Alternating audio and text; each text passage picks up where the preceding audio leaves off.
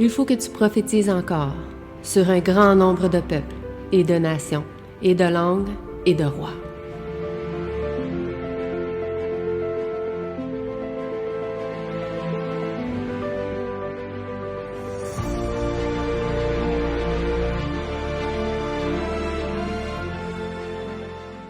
Donc, bonjour à tous. Bonjour. Donc, aujourd'hui, nous allons faire la dernière leçon de l'école du sabbat, qui était la révision du chapitre 6 au chapitre 9 de l'école du sabbat. Nous allons donc prendre le questionnaire, parce qu'on va répondre vraiment aux questions qui sont marquées, faire une révision aussi approfondie un peu plus pour mieux comprendre ce que nous avions étudié, puisque c'est important de comprendre ce que nous avions vu au travers de ce trimestre. Et bien sûr, avant de commencer, nous allons faire une courte prière. Donc, prions. Notre Père qui est aux cieux, merci Seigneur pour la parole que tu nous permets d'avoir en bien, Seigneur, qui nous guide dans la vérité et toute la vérité, Seigneur. Que tu puisses nous bénir, Seigneur, en cette journée de sabbat, nous exhorter, nous emmener toujours plus près de toi, Seigneur, et que tu puisses, par ton esprit, nous affranchir de tout péché, Seigneur, et de toutes choses qui peuvent nous éloigner de toi, Seigneur. C'est ma prière donc pour ces choses, au nom de ton Fils Jésus-Christ. Amen. Amen. Amen. Donc, nous allons prendre... Nous allons prendre Romains, chapitre 6. Quels étaient les versets de la première leçon? Est-ce que vous vous rappelez? C'est Romains 6, c'est ça? Ouais, 6. Verset 1 à 11. Oui, exact. Romains 6, versets 1 à 11. Et nous allons donc voir les questions qui étaient reliées avec la leçon. Donc, il y avait 3 questions. La première question, c'était quel est le but de la grâce de Dieu qui consiste à nous sauver? Quel est le but de la grâce de Dieu qui consiste à nous sauver? Dans quel verset on trouvait la réponse et quelle était la réponse?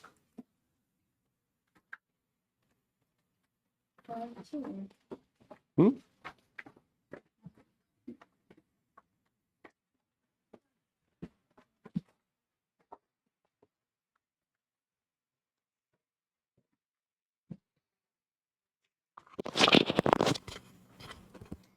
Et je vais aller trouver parce que j'ai pas marqué la réponse. Là. Ben, j'ai marqué.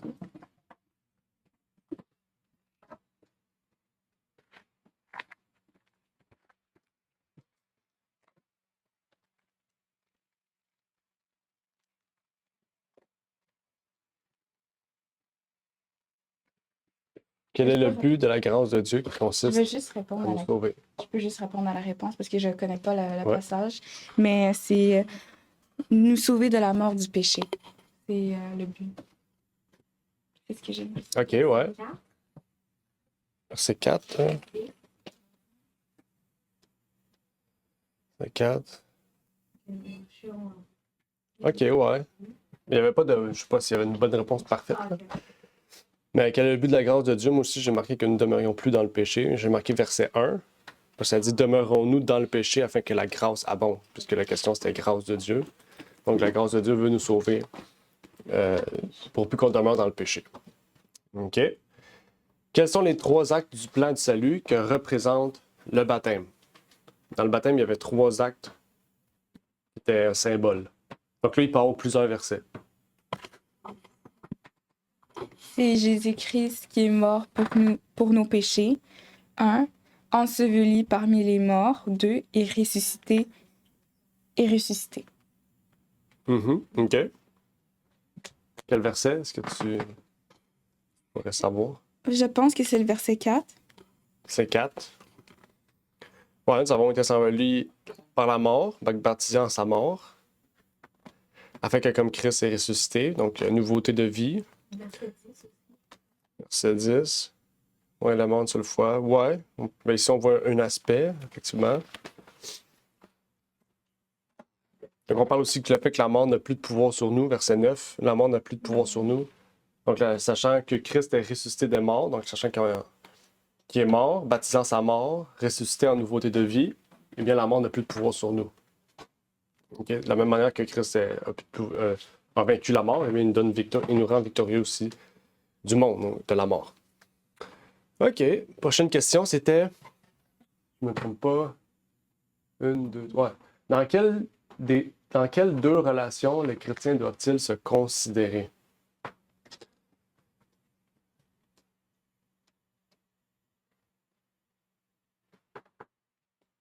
Donc, c'est quoi les deux relations que les chrétiens doivent-ils considérer? Donc, ici, encore une fois, il peut y avoir deux versets, ou il peut y en avoir un.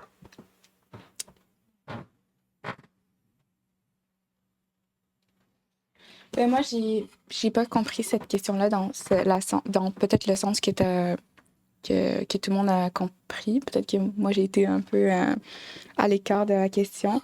Mais j'ai compris que quelle relation, nous, chrétiens, on peut comme avoir comme Jésus-Christ. Mhm. Puis le fait qu'on marche en nouveauté de vie, parce que Jésus-Christ, il est ressuscité. Et c'est comme si il a vaincu, en fait, c'est pas comme si, mais il a vaincu la mort. De même, pour nous, il aimerait qu'on puisse vaincre la mort et marcher en nouveauté de vie. J'ai compris ça dans, en fait, la même relation que le lien qu'on a avec Jésus-Christ. OK, oui.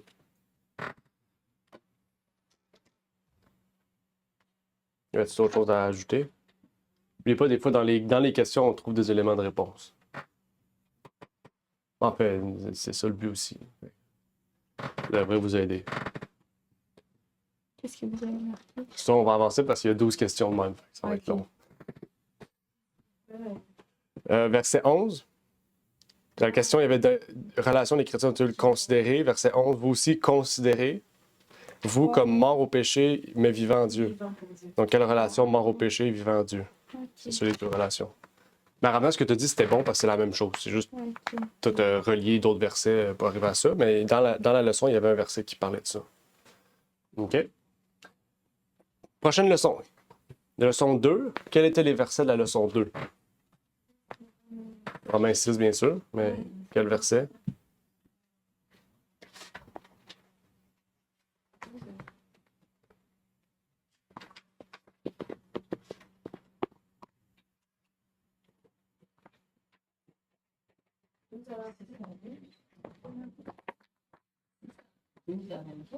Oui, 12 à 23. Leçon 2, c'est 12, dans le fond, c'est le reste des versets jusqu'à la fin du chapitre. OK?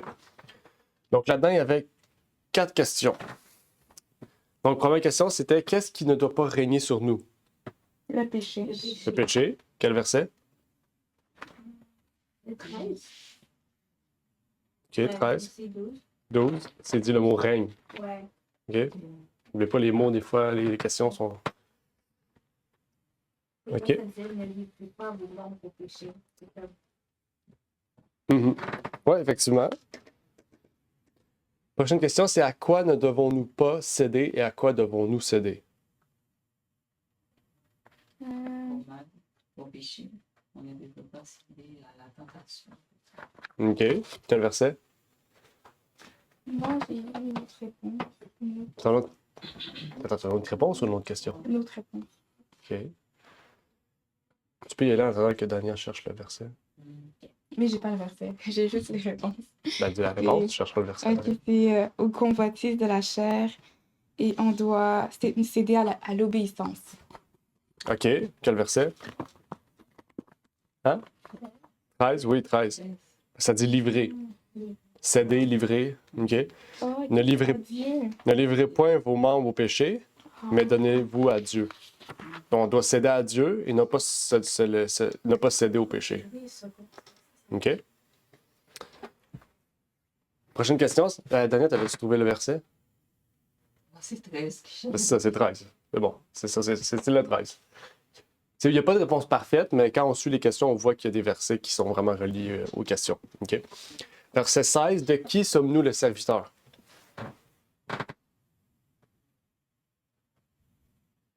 Le mot serviteur, on peut le remplacer par esclave pour vous aider parce que C'est ça. dans romain, esclave et serviteur, c'est le même mot en grec. Donc ça peut vous aider parce que dans certaines versions, c'est marqué esclave et non pas serviteur. À celui qu'on obéit. Si c'est à Dieu que Ouais. tu obéis, tu es esclave de Dieu, mais si c'est aux hommes, tu es Ouais. C'est quel verset? 16. Exactement. OK. On voit, il y a des indicateurs très précis pour les questions. Fait que c'est plus simple, mais ça vous permet vraiment de penser à ça tout de suite. C'est des versets clés quand vous pensez de qui sommes-nous serviteurs, que quelqu'un vous parle, là, ben, tu penses à ce verset-là. C'est des indicateurs, ça peut vous aider aussi quand vous parlez avec des gens. Prochaine question, c'était quel contraste y a-t-il entre les résultats du service du péché et ceux du service de la justice? Ben, quel contraste. Ben, l'esclave au péché, c'est être en fait esclave à l'ennemi, à Satan. C'est en fait ceux qui sont esclaves au péché sont libres à l'égard de la justice, mais la justice vient de Dieu. Donc c'est comme ils sont eux-mêmes esclaves. Hmm. Donc, c'est plus ça des traits. OK. Est-ce qu'il y a un autre... T'as-tu un verset maintenant? Je vais aller voir. Là, les mots-clés, c'est péché puis justice. Je donne des indicateurs. Péché et justice, c'est les mots-clés.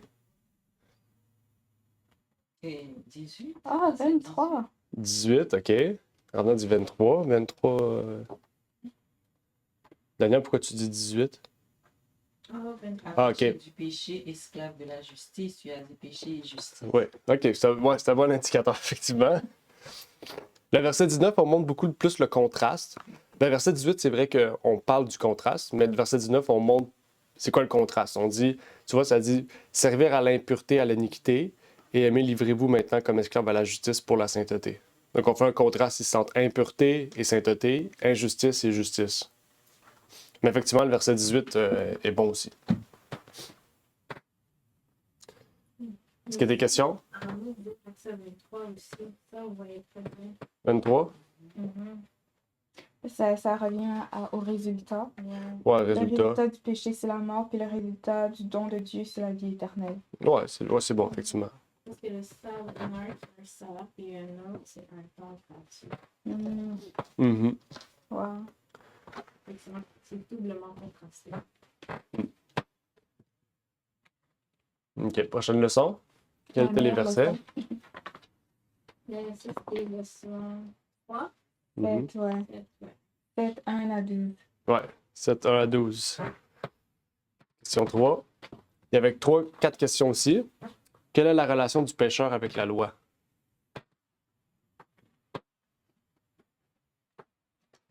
Aussi longtemps qu'on vit, moi c'est ce que j'ai marqué. Tant et aussi longtemps qu'on a la vie, ben, la loi demeure.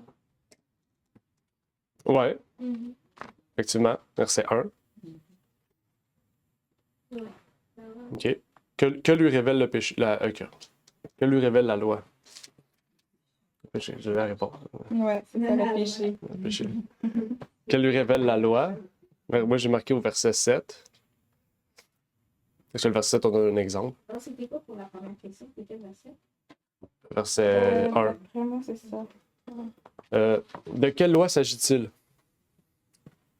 Moi, j'ai marqué loi morale. Ouais. Quelle preuve? La preuve, c'est... Tu ne convaincras point. Ouais. Ça vient de où, tu ne combattras point? Exact. Exode 20. Ça, c'est important parce que c'est Ouais. quelqu'un vous parle, vous dit la loi, on n'est plus sous la loi, ben, tu sors Romain. C'est Amen. pas juste un, il faut 2 ou 3 témoins, avec 2 ou 3 versets pour prouver un point. Fait que ça, c'est un des versets. Il y en a d'autres, mais il y a un des versets là, C'est quel verset qu'on a dit, juste pour savoir? 7. OK. C'est quand même important. Prochain. Dans quel but sommes-nous délivrés de sa condamnation? Tant et aussi longtemps que le premier mari meurt. Non, en fait. Non, dans quel but nous sommes délivrés de sa condamnation? C'est quoi le ça ici? C'est la loi. ça? C'est la loi. Dans quel but nous sommes délivrés de la loi, de la condamnation de la loi? Pour faire résumer, c'est ça. Moi, j'avais compris que, tu sais, ce que tu nous avais soulevé la dernière fois, en fait, pas la dernière fois, mais dans la leçon 3, que le deuxième mari prend effet quand le premier mari meurt. Mhm. Donc, quand on était avant dans la convoitise, dans le monde, eh bien, maintenant on est une nouvelle personne avec Jésus-Christ parce que notre mari est Jésus-Christ. Ouais. Ouais, là, tu donnes. Ouais, tu montres pas la raison pourquoi on est. Ah, ok. De délivrer de la loi. C'est quoi la réponse?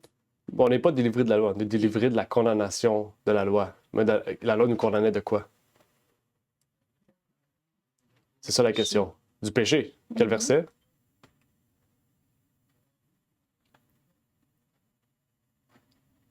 Cinq, c'est pas ça. Ouais, 5, OK. Oui. Mais un peu plus loin, quand on descend un peu plus 11. bas, on en parle 11, OK. 8, oui. Mais 10 aussi, il dit, il s'est trouvé que le commandement qui donnait la vie, qui devait donner la vie, m'a donné la mort. OK? Verset 6. Donc, on est sorti de la condamnation de la loi parce que la loi nous donnait la mort. OK? Parce qu'on ne peut pas être trouvé juste devant la loi. C'est impossible. On est imparfait. OK? Donc ça, c'est important de clarifier. Quand on parle avec quelqu'un qui ne croit pas à la loi, parce qu'il y en a qui ne croient pas que la loi est valide, ils disent que c'est l'amour, mais il faut montrer que c'est pas la loi qui n'est plus valide, c'est la condamnation de la loi qui n'est plus valide. Parce que nous sommes sous la nouvelle alliance qui est Christ. OK? Donc, on est rendu à la leçon 4. Quels étaient les versets de la leçon 4? Le 104. Ouais. Ouais, 7, 13 à 25. Donc là, on va voir les questions. Il y en a 3 questions. Quel est le caractère de la loi de Dieu?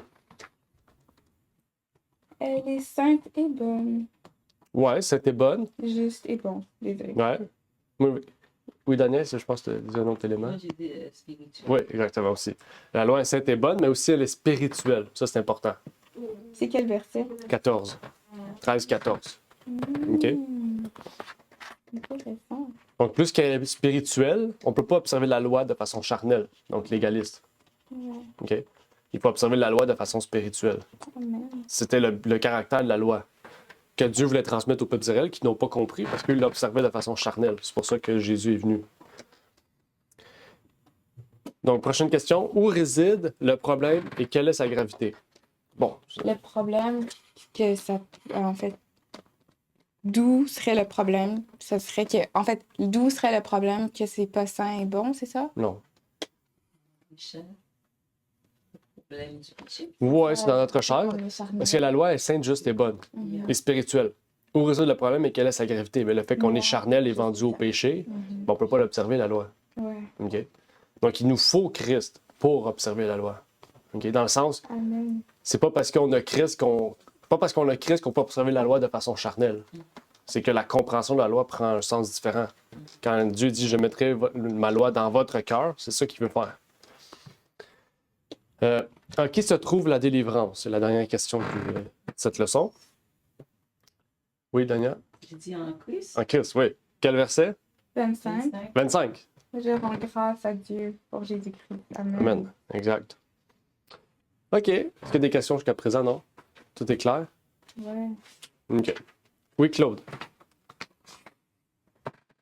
Oui, ma question, c'est sans Christ, on ne peut pas obéir à la loi. Mais dans l'Ancien Testament, on nous dit que Dieu dit les ordonnances et les commandements que je vous donne, ce n'est pas au-dessus de vos forces. Comment est-ce qu'on peut considérer ces deux options-là? Bon, bonne question. Parce qu'il dit aussi que si ils vivent dans l'Ancien Testament, il faut obéir à la loi.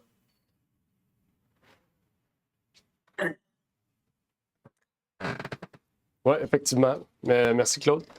Mais pour répondre simplement à ta question, c'est que Dieu avait... En fait, il faut comprendre la base pour laquelle Dieu a institué l'Ancienne Alliance. Si on comprend la raison pour laquelle Dieu a institué l'Ancienne Alliance, on peut comprendre que le peuple n'a pas vraiment compris l'alliance que Dieu avait faite avec eux. si on comprend bien l'alliance que Dieu avait faite avec eux, Dieu avait donné le sanctuaire justement pour qu'ils puissent obéir à la loi tout en envoyant le message spirituel du sanctuaire. Mais c'est pas ça qu'ils ont compris. Eux, ils l'ont fait. C'est comme ils ont sacrifié des agneaux par obligation, même des fois pour paraître bien ou pour recevoir des mérites ou etc. Tandis que Dieu voulait, puis on le voit parce que, comme tu as dit, dans l'Ancien Testament, Jérémie, Ésaïe, Ézéchiel, on voit plein de versets qui montrent à quel point Dieu, les prophètes reliaient le sanctuaire avec un message spirituel et non pas un message charnel. C'était pas comme sacrifier des agneaux pour être sauvé, c'était comme Dieu veut mettre la loi dans votre cœur. Okay? Donc, en fait, Dieu a révélé publiquement puis visiblement le plan de salut pour le peuple pour qu'ils puissent comprendre le message spirituel, mais ils n'ont jamais compris cet aspect-là. Donc, c'est pour ça, en fait, que Paul ici dit que la loi nous a condamnés plutôt que nous amener à la justice parce que, justement, le but du sanctuaire, c'était de nous mener à Christ, dans le fond. C'était pas dans le but de... Mais je comprends ce que tu veux dire. Les personnes dans le désert comme Moïse ou Aaron qui ont sacrifié des agneaux et tout, ils l'ont fait. S'ils l'ont fait par foi, eh bien, ils vont être sauvés. Tu comprends? Parce qu'ils ont observé dans la justice la loi de Dieu, puis dans la justice l'alliance que Dieu avait faite avec eux. C'est ça que je pourrais dire. OK. Donc, on pourrait peut-être dire aussi, quand Dieu dit « c'est pas au-dessus de vos forces », parce que si tu ne l'observais pas, c'est certain que tu périrais. Là. Exact. Dans cet instant, tout le monde périrait. Puis, ça ne veut pas dire qu'on ne tombera pas à un moment donné. Là, Ça ne veut pas dire qu'on est capable d'observer à 100%. Mais le but de Dieu, c'est qu'on puisse l'observer. Qu'on puisse l'observer. Comment je pourrais dire. Parce que si on se met à tuer tout le monde, il y a quelque chose qui ne marche pas. On l'observe, on ne veut pas. Donc,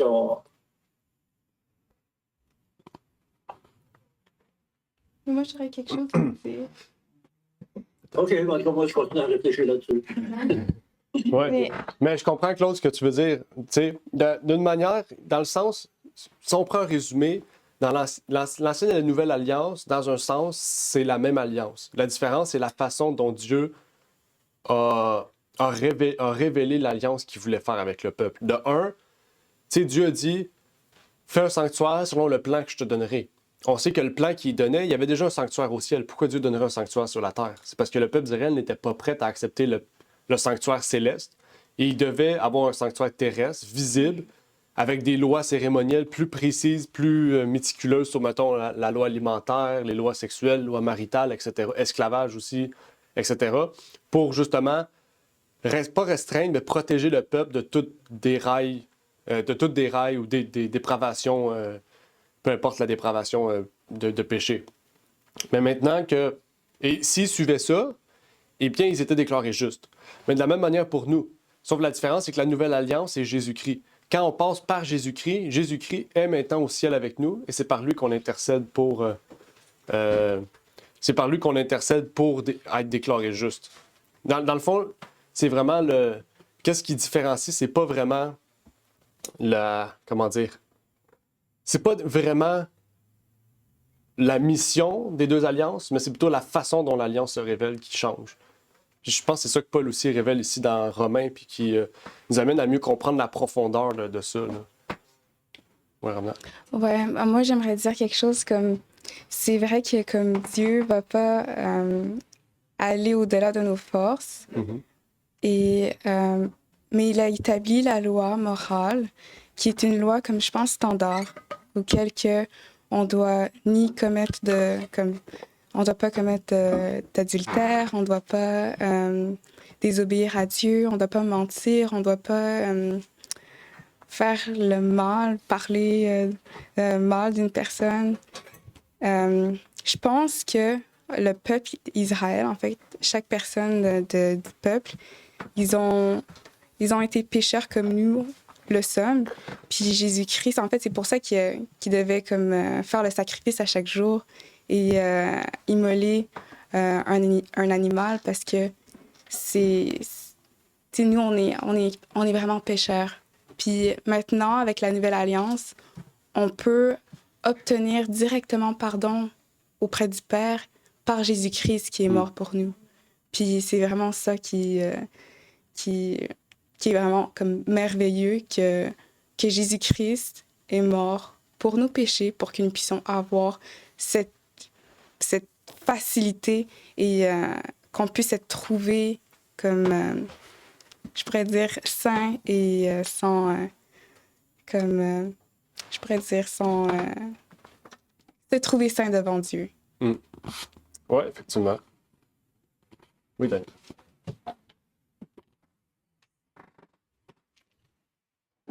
Oui, c'est pour ce que Claude vient de dire. On ne peut pas observer la loi à 100%. Oui, on peut l'observer en Christ parce que c'est l'ennemi qui met ça dans notre tête. On ne peut pas l'observer vraiment. Alors, 1 Jean 5, 1 Jean 5, versets 2 et 3 nous dit, « Nous connaissons que nous aimons les enfants de Dieu lorsque nous aimons Dieu et que nous pratiquons ses commandements, car l'amour de Dieu consiste à garder ses commandements et ses commandements ne sont pas pénibles. » Oui, en Christ, on est capable d'observer ses commandements.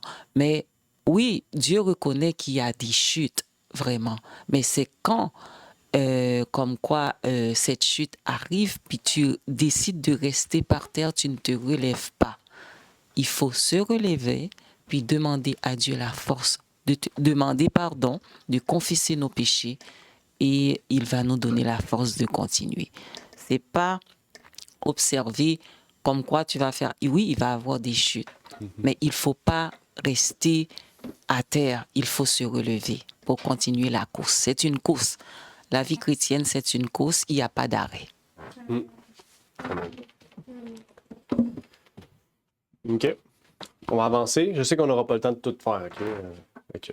J'espère que vous avez pu tout faire la révision, parce que sous la révision, c'est le plus important, je pense. Parce que ça nous permet de vraiment nous rappeler tout ce qu'on a vu, puis de résumer chaque chapitre, parce qu'ils sont là à parler avec des gens, puis de parler de Romains, parce que Romains, il ne faut pas oublier, c'est l'épître de la foi. C'est un épître central dans la foi chrétienne.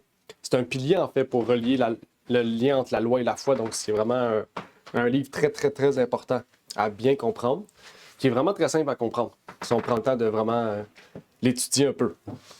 On va aller avec le point 5, ce sera le dernier du jour, parce qu'en plus, mon message du jour est très chargé en informations. Puis en après-midi, en plus, on a notre frère Lionel qui va nous charger à bloc d'informations aussi.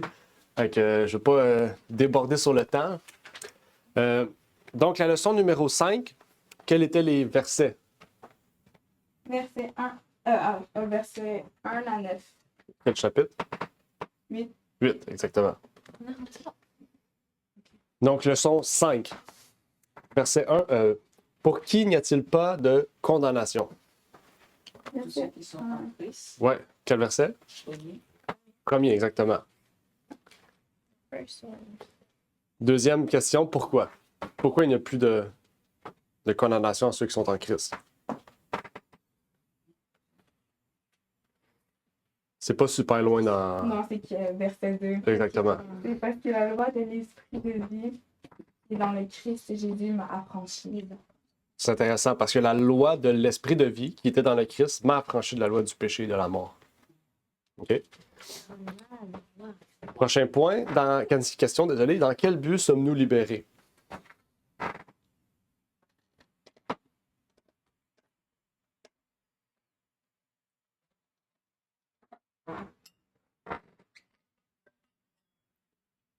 Dans quel...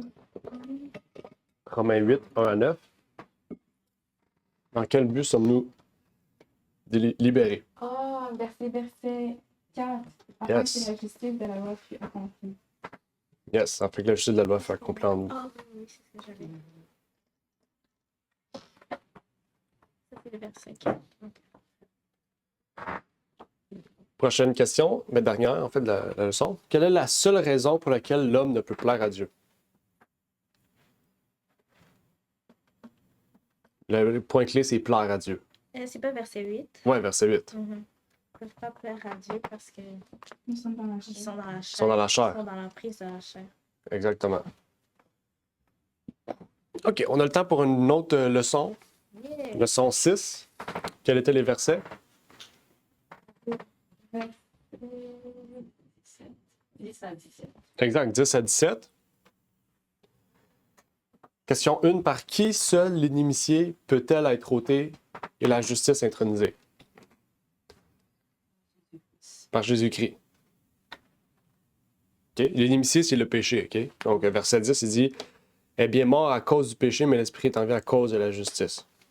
OK? Donc, on a les deux termes qu'on cherchait, inimitié puis justice. Prochaine question. Que fera pour nous l'esprit qui habite en nous? Il va témoigner que, avec notre esprit, que nous sommes enfants de Dieu. Quel verset? C'est verset 16. OK. C'est ce que j'avais aussi. OK. Moi, j'ai pris le verset 11 parce que la question, c'est qui habite en nous dans la question. Puis le verset 11, il dit attendez, l'esprit qui habite en vous. Il rendra la vie à nos corps. Mais le verset 16, c'est bon aussi. Là. Comme je dis, il n'y a pas de verset parfait, mais ici, on a l'élément qui habite en nous, qui est le verset 11. Donc, la dernière question, c'est que fera-t-il de nous? Que fera-t-il de nous?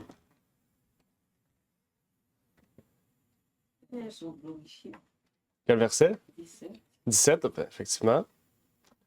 Te glorifier, moi j'ai marqué qu'ils sont des héritiers de Dieu. Mais glorifier, oui, parce que ça dit afin que nous soyons aussi glorifiés avec lui. Donc, nous sommes enfants de Dieu, nous sommes aussi héritiers de Dieu et co-héritiers de Christ. Et toutefois, nous souffrons avec lui afin que nous soyons aussi glorifiés de Dieu. OK. C'est vraiment intéressant, les livrets d'analyse. Et quoi? Les analyses Oui, dans les notes, il y a des analyses. Ça aussi, ouais, c'est très intéressant. C'est un petit résumé. Là. Je voulais faire ça, mais quand j'ai vu qu'il y avait ça, j'ai dit, je vais pas le faire parce qu'il l'a déjà. Fait que je vais pas le répéter. Là. OK. Bon, on va arrêter ici pour aujourd'hui parce que je sais qu'il y aurait eu. On n'a pas fini, on est juste à la moitié. Là. Donc, la semaine prochaine, on commence le nouveau trimestre, hein, qui est le dernier trimestre de Romains. Donc, la dernière partie de Romains. OK? Donc, pour ceux qui ne l'ont pas, je sais qu'il y en a certains qui ne l'ont pas, je vais vous en apporter des copies. Pour ceux qui l'ont ou pour ceux qui veulent l'étudier, vous pouvez aussi la télécharger en PDF sur le site lignedeverité.com. OK? C'est gratuit, donc vous pourrez le télécharger gratuitement si vous êtes intéressé pour le faire. Donc, terminons sinon par une courte prière. Notre Père est aux cieux, merci Seigneur pour ce trimestre de l'École de Sava que tu as permis d'avoir, qui nous a permis d'étudier l'Épître aux Romains. Nous allons maintenant commencer notre prochain trimestre qui sera aussi sur l'Épître aux Romains, la dernière partie, avec les derniers chapitres, Seigneur. Eh bien, que tu puisses continuer à nous bénir au travers de cette étude de l'Épître aux Romains qui nous montre tellement de choses intéressantes et d'aspects importants liés à ta parole. Et que tu puisses, Seigneur, permettre à ce que, eh bien, tous puissent être bénis, Seigneur, à travers le monde pour ceux qui le font, Seigneur. Et je te prie donc pour ces choses, aussi de continuer de travailler en nous, puisque nous ne voulons pas qu'acquérir des connaissances, mais aussi une vie pratique plus sérieuse, Seigneur, et une piété plus grande, Seigneur, en vertu de toi, Seigneur. Puisses-tu donc nous bénir et nous exhorter, c'est ma prière, au nom de ton Fils Jésus. Amen. Amen. Amen. Merci d'avoir écouté cette vidéo. Si vous désirez rejoindre l'œuvre au Québec, veuillez nous contacter par email à asjh1889 de Terrebonne @gmail.com et via Facebook à @asjh1889 de Terrebonne. Merci à vous et que Dieu vous bénisse.